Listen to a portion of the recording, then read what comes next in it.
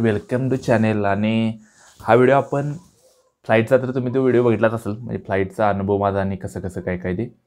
पण ह्या व्हिडिओत मी आता पुण्यातनं जाऊन आलो आहे बरं का. पण पुण्यात जायचा एक्सपिरियन्स कसा झाला, फ्लाईट कशी मी अटेंड केली म्हणा, किंवा कसं कसं गेलो मी इथनं फ्लाईटनं, ते सगळं सांगणार आहे डिटेलमध्ये. आणि ज्या पुण्यात म्हणजे आमचा सेशन होता त्याच्या मेन म्हणजे नोट्स पण आहेत, ठीक आहे. म्हणजे त्या सेशनमध्ये आम्हाला काय काय सांगितलं ते, तर 3 पानाच्या नोट्स आहेत. जवळजवळ 12 ते नाही, दुपारी 1 ते काहीतरी 7पर्यंत सेशन चाललेला देऊ. तर त्यात काय काय जे सांगितलं ना, त्या सगळ्या नोट्स आहेत, तर त्या पण तुम्हाला ह्यात सांगणार आहे. पण आधी माझ्या जो फ्लाईटचा एक्सपिरियन्स आहे तो सांगतो कसा काय, म्हणजे कशी फ्लाईट झाली. तर खरं सांगायचं म्हणजे एका लाईनीत सांगायचं म्हणजे की म्हणजे आता आपण इथनं कसं गेलो, आता इथनं मी मेट्रोनं जायचं ठरलेलं, काहीतरी दुपारी रात्री 4ला फ्लाईट होती. मग इथनं नंतर पण जायचं म्हटलं तरी पण माझी झोप होणार नव्हती, तशी मला 12 नंतर झोप येते.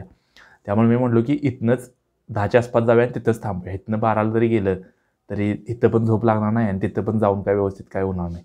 त्यामुळे इथनं 10ला मी जायचं ठरवलं. पण इथनं मी 10नं मेट्रोनं गेलो एअरपोर्टच्या जवळ. पण तिथनं एक एरो सिटी म्हणून एक मेट्रो असते, ठीक आहे. पण ती काहीतरी 11:30ला बंद झाली. ती म्हणजे ती लवकरच बंद झाली, जी म्हणजे 11:45ला काहीतरी बंद होती ती. त्यामुळं आम्हाला तिथनं कॅब करायला लागली, ठीक आहे, त्या एरो एक्सप्रेस बसनं. तिथं आम्ही कसं 4-5 जण होतो, आम्ही मेट्रोवालीच होतो, म्हणजे एअरपोर्टवालीच होतो. पण मग तिथनं आम्ही ते सगळ्यांनी ठरवून ती कॅब करून आम्ही तिथनं एअरपोर्टवर गेलो, ठीक आहे. आणि तिथनं आम्हाला काहीतरी ₹300 झालेलं, तरी ते कमी झालं थोडा, इंडिव्हिज्युअल काहीतरी ते ₹100 आलं, ठीक आहे. पण त्यानंतर तिथं गेलो. तिथं गेल्यावर मला काय कळणार की कुठनं कसं आज जायचं आणि काय.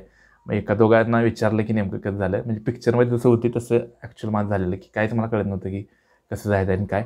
त्यातलं म्हणजे ते टर्मिनल 3 आहे ते इंटरनॅशनल आहे, म्हणजे इंटरनॅशनल पण तिथनंच फ्लाईट जातात आणि ज्या डोमेस्टिक पण आहेत ना त्या पण तिथनंच जातात.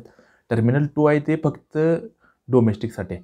तर ते इंटरनॅशनल असल्यामुळे मला काय कळणार तिथं. मग मी विचारलं, मग तिथनं गेलो आणि आत गेलो. आत गेल्यावर पण ती मशीन असते, त्या मशीनवर आपला बोर्डिंग पास काढायचा असते, ते पण मला काय माहीत नव्हतं. म्हणजे ह्याच्या आधी मी केलेलं, पण आता बरीच मध्ये 3-4 वर्ष काय केलेलं नाही, त्यामुळे मला काय म्हटलं चुकायला काय नव्हतं.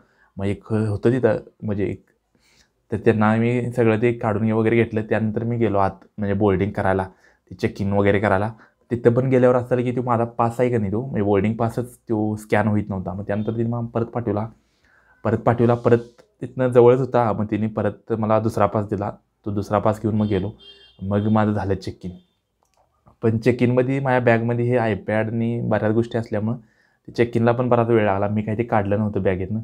मग ते एक झालं. त्यानंतर काय तर आतमध्ये मी 12-12:15ला पोचलो असेल आत एअरपोर्टवर, ठीक आहे. त्यानंतर मग तिथे इतका वेळ बसायचं काय, म्हणजे 4ला फ्लाईट होती, ठीक आहे. मग 3ला बोर्डिंग चालू झालं. पण त्याच्या आधी निवांतच तिथं बसलो. काय फोटो पण जास्त काय काढले नाहीत, का तर ते फोटो ज्या त्या तशी मजा म्हणजे राहिलेलं नाही, क्रेज फोटो काढूया आणि हे आणि ते. पण ते फोटो झालं. त्यानंतर 3ला काय तर आमचं बोर्डिंग होतं, मला आठवते 43A गेट नंबरला आमचं बोर्डिंग होतं. पण नंतर त्यांनी काय तर 42ला केलं. त्यानंतर आणि मी जरा झोपलेलोच त्यावेळी. पण विषय असा की आपली मराठी माणसं मी ओळखायचो, हा हे मराठी आहे. पण इथं म्हणलो ही तिकडं निघाल्यात, तर मग ती तिकडं निघाल्यात, तर मग ती तिकडच्या गेटवर गेलो. त्यामुळे ती मला कळलं की ती पुणे फ्लाईट आहे, ती तिकडं आहे. नाहीतर मी बसलेलो ती काहीतरी साऊथला फ्लाईट जाणार होती कुठली तरी, तर तिथं मी बसलेलो त्या गेटवर. त्यानंतर फ्लाईटमध्ये बसलो. फ्लाईटमध्ये पण म्हणजे म्हणजे मुंबईतनं कसं आहे माहिती आहे काय, मुंबईत एअरपोर्टवरनं म्हणजे तुम्हाला डायरेक्ट फ्लाईटमध्ये जाताय तुम्ही, म्हणजे ती मला भारी वाटते मुंबईत. पण हे दिल्लीत असं आहे की तुम्ही एअरपोर्टवरनं पहिल्यांदा ती खाली ग्राउंडला नेतात, ग्राउंडवरनं बसमध्ये नेतात आणि बसमधनं फिरवून तुम्हाला ग्राउंडवर जिथं विमान असते ना त्या विमानात चढवतात. पण मुंबईत कसं होतं, डायरेक्ट एअरपोर्ट जी बिल्डिंग आहे ना, त्या बिल्डिंगमधनं डायरेक्ट तुम्हाला विमानात जाते, म्हणजे तुम्हाला खाली रस्त्यावरून किंवा बसमधनं जायलाच लागत नाही. आणि हे बसमधनं आम्हाला नेलं ना, ती असं म्हणजे जवळजवळ 10 मिनिटाचा तोच प्रवास होता. आम्हाला वाटालं की काय डायरेक्ट बसनंच पुण्याला नेते का काय. पण तरी पण शेवटी कसं तरी नेलं. तिने मग फोटो थोडं काढू दिलेत सोडा. आणि मी एका मित्राकडे बैठलेला आयफोन आहे त्याचा. बसमध्येच मी ते व्हिडिओ करायला तर तो. मग त्याकडनं मी आधीच त्याचा नंबर घेतला आणि त्याला म्हणलो माझं फोटो थोडं काढ म्हणलो. म्हणजे का तर मी तसं कधी फोटो काढलेला नव्हतं, पण ते झालता विषय आयफोन कळलेला, त्याचा नंबर घेतलेला. मग त्याला मोबाईलवर फोटो काढायला लावलं आणि त्यानं फोटो काढलं तर मला नंतर पाठवलं. तुम्हाला फोटो येणारे व्हिडिओ दिसतील. पण तशी फ्लाईट झाली. मग त्यानंतर मग एअरपोर्ट म्हणजे विमानात बसलो. आणि पण खरं सांगायचं म्हणजे की आता इथनं मज्जा चालू होत्या. जी पहिल्या फ्लाईटची जी मज्जा होती ना, ती मज्जा म्हणजे ती पहिल्याच फ्लाईटला मज्जा असते. त्यानंतर मज्जा येतच नाही म्हणजे तितकी मज्जा.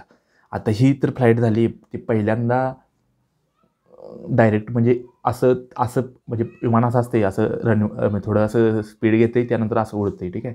ज्यावेळी असं होत असते ना त्यावेळी थोडी मज्जा येते. असं काहीतरी वेगळं वाटते आपण वर चाललोय. पण त्यानंतर असं झालं, त्यानंतर जे असं झालं की नाही म्हणजे एकदा एका लाईनला लागलं की नाही म्हणजे वरच्या फ्लोअरला गेलं, त्यानंतर म्हणजे असं मला वाटालं की कधी उतरताय तुम्ही असं झालं. म्हणजे मज्जाच काय नाही असं वरनं फक्त सगळ्या लाईट दिसायच्या. अंधार होता रात्री म्हणजे सकाळचं 4-4:30 वाजलेलं. 4 ते 6 फ्लाईटचं टायमिंग होतं. 4 ते 6 वरनं सगळं दिसायचं व्यवस्थित. पण अशी मज्जा येत नव्हती अशी की असं फ्लाईटनं काहीतरी करालोय असं फ्लाईटनं असं. ते काय ती पहिल्याच फ्लाईटला मज्जा होती. त्यामुळं ते वाटायलं की काय आता फक्त लवकर जाऊन दे एवढाच विषय. मग त्यानंतर मी काय मग ठरलेलं तसं पिक्चर डाउनलोड करून घेऊन गेलो होतो आयपॅडवरनं. मग ते आयपॅडवर पिक्चरच बघत बसलो. त्यानंतर एक सोबत पण एक शेजारी बसले की नाही ते पण काहीतरी डिफेन्समध्येच ऑफिसर होतं. तर त्यांच्यासोबत पण बोलणं झालं. ते पण मला विचारलं की काय करतोयस, वय किती, UPSCत काय काय, ग्रॅज्युएशन काय, कुठनं आहे सगळं. मग ते कोल्हापूरबद्दल म्हटल्यावर ते जरा जेवण पण सांगाल कोल्हापूरचं जेवण चांगलं आहे वगैरे असं. मग त्यानंतर काय मग विमान कसं तर उतरलं पुण्यावर 6 उतरलं. हां, उतरताना एक विषय झाला की एअरपोर्टवर ना पुण्याच्या एअरपोर्टवर काहीतरी ट्रॅफिक झालेलं. त्यामुळं तिथं ही फ्लाईट जी होती ती आमची फ्लाईट जी होती ती लँड करायला काहीतरी स्पेस नव्हती. म्हणजे ट्रॅफिक थोडं झालं त्यामुळं ती फ्लाईट ना पुण्याच्या जवळपास अशी ती गोल फिरवाली.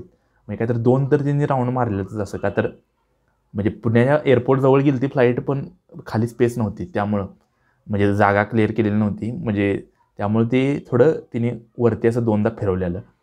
त्यामुळे ती फक्त आता हे कसं कळालं आणि आमची जी पायलट होती ना ती काहीतरी लेडीज पायलट होत्या दोन्ही पण. आणि ते म्हणजे बोलायला ते सांगाय असं झालं इंग्लिशमध्ये. त्यामुळे ते मला थोडं कळायचं की असा विषय झाला आहे आणि त्यामुळे असं चाललं आहे. त्यानंतर मी एअरपोर्टवर उतरलो आणि मी काही जास्त थांबलो नाही पुणे एअरपोर्टवर. म्हणजे बाहेर आलो पटक्यात. पण हे कळलं की डेव्हलप केले बरंच एअरपोर्ट ठीक आहे. म्हणजे बाहेर थीम दिल्या काहीतरी गडाची थीम दिल्या किल्ल्याची अशी आणि भारी आहे. म्हणजे फोटो पण तिथे पण काढलेत मी. त्यानंतर मग मी ठरवलं की आता तिथनं कॅबनं जायचं. पण कॅबला काहीतरी ₹350 दाखवालं.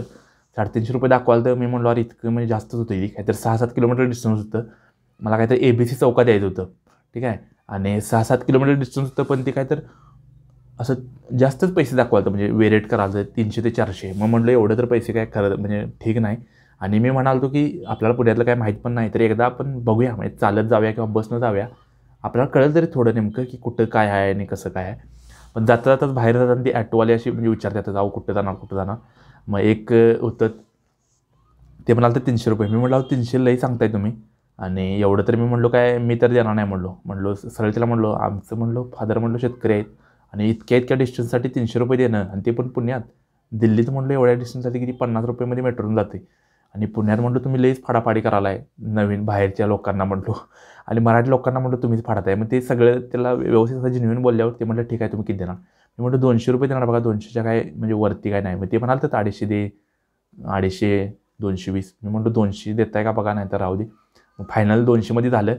200मध्ये झाल्यानंतर मी काय मित्राच्या रूमवर आलो आणि 8च्या आसपास आलो. 8 ते 11 मी झोपलो ठीक आहे. 8 ते 11 निवांत झोपलो का तर रात्री पण माझी झोप झालेली नव्हती. मग 8 ते 11 झोपलो. त्यानंतर 11ला मी जेवण वगैरे करून त्या जो कार्यक्रम होता माझा जे सेशन होतं त्यासाठी मी गेलो ठीक आहे. तर त्या सेशनच्या नोट्स वगैरे आहेत पण आता व्हिडिओ कमी आहे. त्यामुळे तो व्हिडिओ आहे तो पुढचा व्हिडिओ येईल. त्यामध्ये मी सांगेल की त्या सेशनमध्ये काय काय झालं हे सगळं मी सांगणार आहे त्यात आणि महत्त्वाचं आहे. त्यामुळे तो व्हिडिओ बघायसाठी चॅनलला लाईक सबस्क्राईब शेअर करा. बाय.